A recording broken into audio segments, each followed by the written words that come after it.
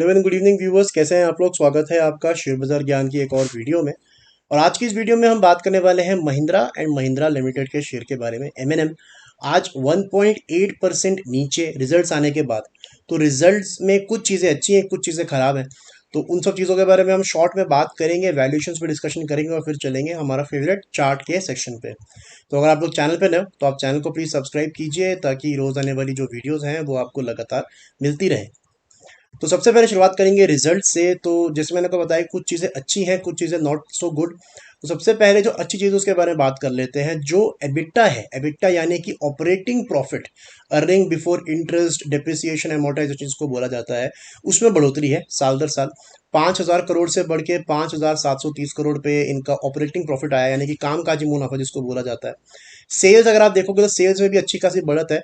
29,000 करोड़ से बढ़ के 34,000 करोड़ का जो है सेल आया। ये मैं जो डिस्कस कर रहा हूँ ये year on year number discuss कर रहा हूँ। That is more important than quarter on quarter, because seasonal जो शेयर्स होते हैं, जैसे ये एमएनएम का शेयर है, आप देखोगे कि अक्टूबर के अंदर में इनकी बिक्री ज़्यादा होती है, तो जो इनके जनवरी के नंबर होते हैं वो भी अच्छे आते हैं। तो इसलिए जनवरी के नंबर जो है वो जनवरी से ही आपको कंपेयर करने चाहिए, rather than doing it with the last quarter. So that is important, इसीलिए मैं ईयर ऑन ईयर कर रहा हूँ। नेट प्रॉफिट की बात करेंगे तो 3,000 करोड़ से घटकर 2,484 करोड़ है। Now this is the point where things are not that good, क्योंकि ऑब्वियसली बात है, अगर मार्जिन सेम मेंटेन किया है 17% का और सेल बढ़ी है, ऑपरेटिंग प्रॉफिट भी बढ़ा है, तो नेट प्रॉफिट में इतना कम क्यों आया है? ये तो बढ़ना चाहिए था, राइट। तो उसमें बड़े सिंपल से दो तीन कारण है। पहला कारण इनका है कि जो इंटरेस्ट पेमेंट इनकी है वो बढ़ी है।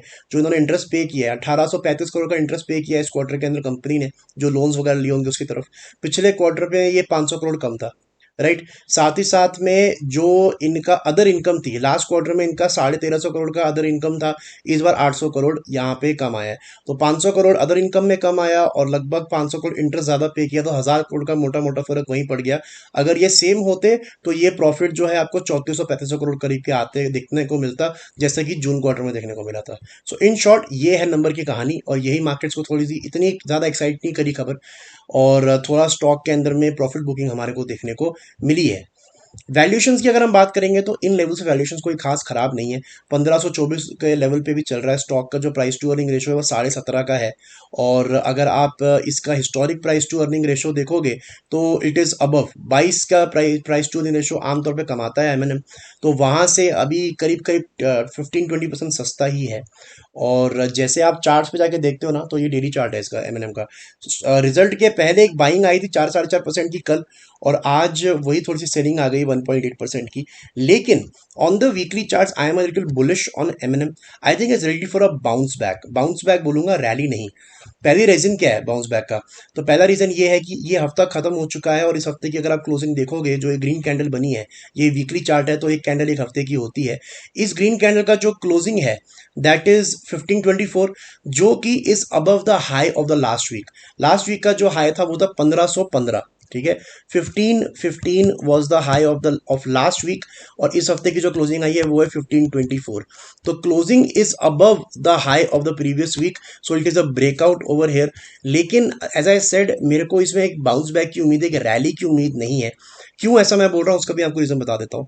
सो सिंस अगस्त, अगस्त के बाद में यहाँ पे जो आप कैंडल देख रहे हो ग्रीन वाली, ये इसके बाद में ऐसा पहला इंस्टेंस है जहाँ पे एक ग्रीन कैंडल एक रेड कैंडल के ऊपर बंद हो रहा है, राइट। उसके बाद से अगस्त के बाद से नीचे ही गिर रहा है। 1600 के ऊपर भी शेयर गया था, लेकिन वहां पे टिक नहीं पाया। सो अगला रेजिस्टेंस जो एमएनएम का आएगा दैट वुड बी अराउंड 1585। तो यहाँ से 1500-1580 रुपए का आपको लेवल दिख सकता है। अराउंड 1580 तक का इसका एक अगला मेजर रेजिस्टेंस आएगा।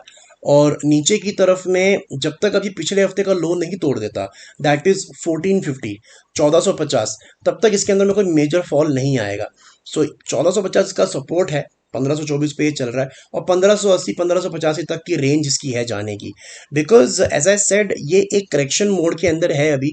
अगर आप देखोगे बड़ा करके चार्ट ये, तो you can see that clearly there is some selling on the top around 1600, और ये अब धीरे धीरे नीचे फिसल रहा है।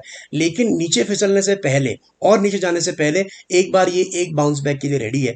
और अगर 1580 क्रॉस कर देता है, जिसके चांसेस थोड़े कम है, बट अगर कर देता है तो फिर आपको वहां से और एक्सटेंडेड इसके अंदर में मूव देखने को मिल सकती है। बट रिजल्ट्स अच्छे हैं, और it is nothing to worry about in the share. Valuations भी ठीक ठाक है। तो जो लोग इसके अंदर में लंबी रेस के लिए बने हुए हैं, तो वो बने रहे with the stop loss of around 1400। 1400 के नीचे जाएगा तब जाकर लंबे समय के चार्ट्स खराब होंगे, बट उससे पहले कोई ऐसा दिक्कत एमएनएम के शेयर के अंदर में नहीं दिख रही है।